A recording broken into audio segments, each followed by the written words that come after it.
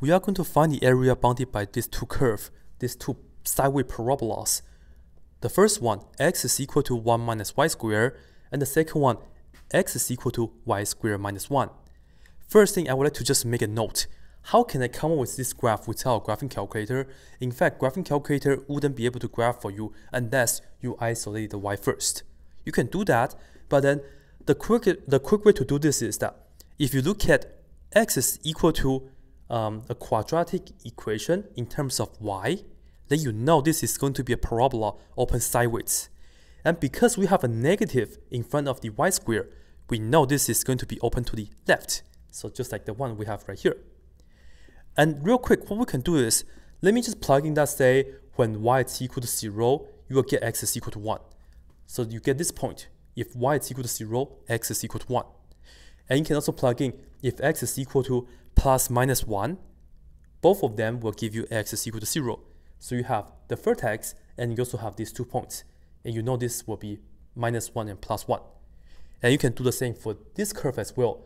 Because y squared is being positive, and you know this is going to be a parabola open right. Okay? Or another way to do it is, because if you have just y squared is just like this way. Okay? But then if you have y squared minus 1, you just like shift to the left one time. That's all. Anyways, we want to find the area bounded by these two curves. So it's this area that we're referring to. And because we have the sideways equations, we have the x is by itself, right? The x is being isolated. X is a function of y. We should do the rectangle horizontally, like this. Okay? This way, we know that the width is the change in y. So it will be dy. Okay? In such situation, we will set an integral right curve, the curve on the right, minus the curve on the left.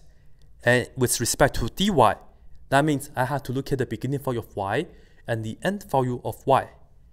So this is it, right? This is the idea. The curve on the right, as you can see, will be the one in blue, right? That's the one on the right.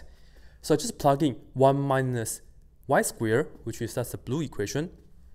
And then for the one on the left, it will be this one, the one in red, which is y squared minus 1, y squared minus 1. And the beginning y value is down here. This right here is negative 1.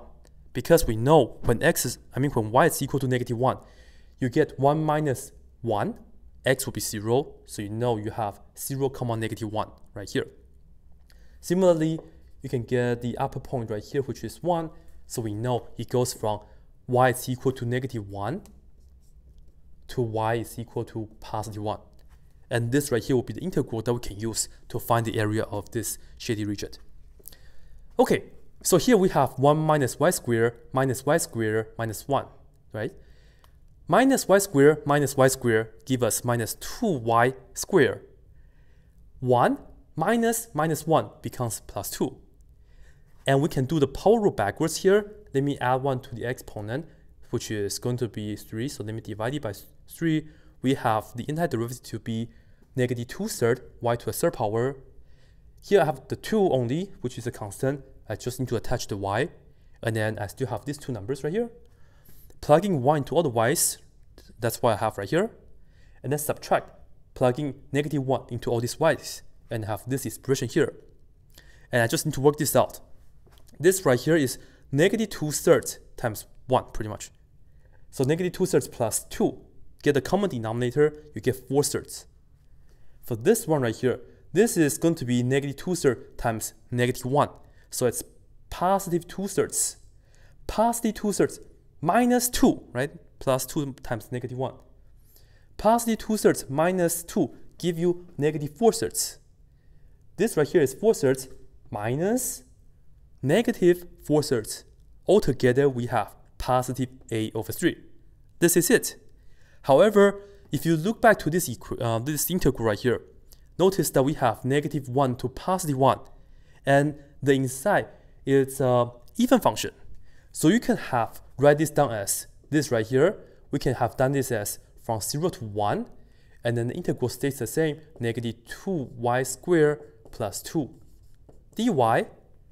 But then I just have to double the result. this right here is one of the property for integrations that we can use. But then this is just optional, because if you do that, as you can see, you pretty much just multiply the 4 thirds and you'll get 8 thirds as well.